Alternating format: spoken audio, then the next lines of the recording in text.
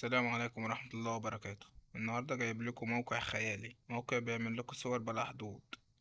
الموقع ده مميز بحاجات كتير قوي، في تفاصيل مش في برامج كتير ولا بمواقع كتير قوي. وقبل ما نبدأ الشرح اسمع الفيديو للنهاية، ما تفوتش اي لحظة عشان اي حاجة هتفوتك مش هتفهم اي حاجة في الموقع ده. الموقع ده فيه بيعمل لك صور بلا حدود، وبيعمل لك مقاطع فيديو بس. المقاطع الفيديو متحددة، بيعمل لك يجي حوالي 3 مقاطع او 4 في اليوم. يعني انت لو بتعمل مثلا فيديوهات شورتس، فيديو دي بيقعد مثلا 30 ثانية، هو الموقع ده بيعمل لك الفيديو بيعمله 8 ثواني. ممكن يعمل لك 3 فيديوهات في اليوم او 3 فيديوهات على الجيميل. تمام. 3 فيديوهات على الجيميل يعني ممكن يقسموا لك 3 فيديوهات في حوالي كام، 20 ثانية ولا 24 ثانية. يعني هيبقى مناسب أوي لليوتيوب واللي بيعملوا فيديوهات شورتس. لكن في الصور بيعمل لك صور بلا حدود، يعني ممكن يعمل لك صور كتير أوي وما تتخيل، يعني صور اللي انت عاوزها. كمان في مميزات كتير قوي. في اول ميزه ان بيقول لك حط 3 صور مثلا من اختيارك انت، ان مثلا عاوز الصوره اللي هتطلع لك تشبه لل3 صور دول. مثلا صوره من اسلوب زي ما هوريك دلوقتي كده. هتدوس هنا اضافه صور، بص هيظهر لك هنا كده اهوت. هنا بيقول لك الموضوع، انت عاوز صوره بالموضوع عن ايه. تمام. هتحط صورة هنا عن الموضوع، وصورة هنا عن المشهد اللي انت عاوزه هتحطه هنا. وهنا على الاسلوب، اسلوب مثلا انت عاوز الاسلوب بتاع الصورة ايه، كرتوني سينمائي الكلام ده.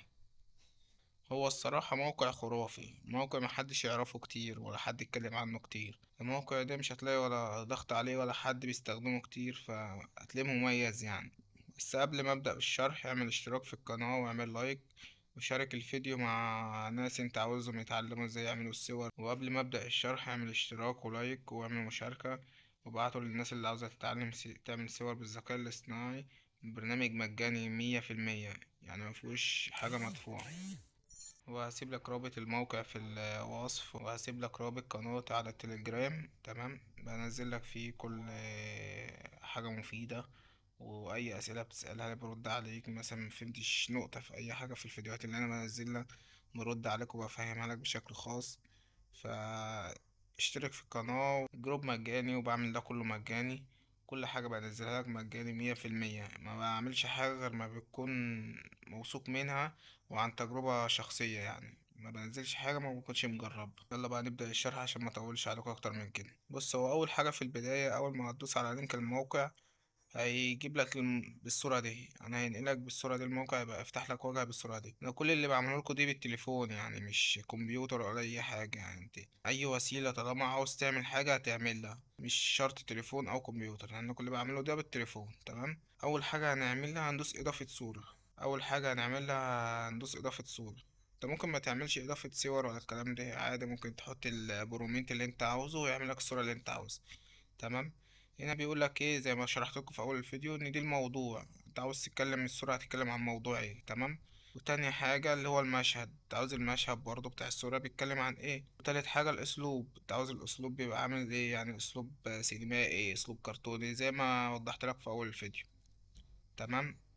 عندك بعد ما بتضيف ال3 صور دول، اضيف ال3 صور وهرجع لك تاني. بص دلوقتي انا ضفت لك ال3 صور اهمت. بص ادي ال3 صور، ادي صورة، ادي اتنين، ادي تلاتة.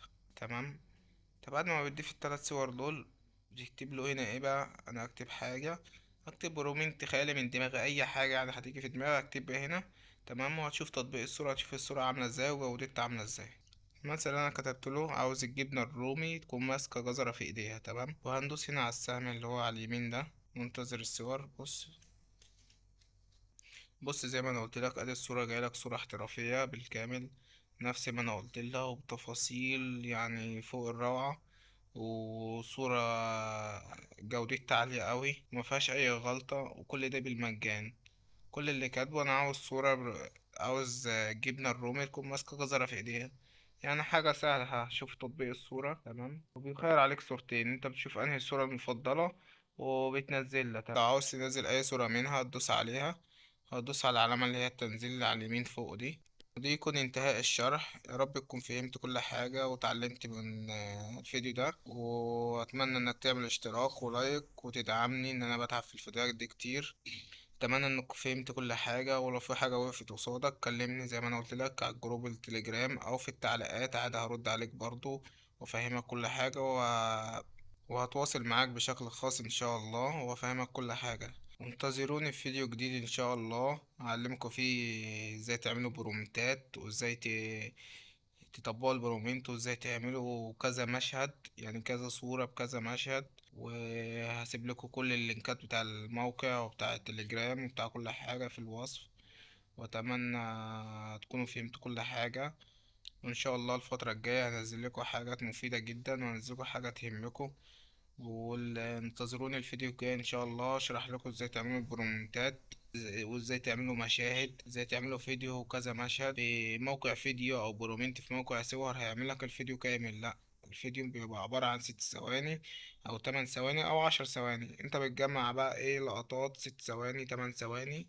تمام، وبتجمع فيديو. انا اعلمك ازاي تجمع فيديو، تعمل ازاي فيديوهات بالشكل دي. يعني الحاجة سهلة، بس ايه، عاوزة الاستمرارية.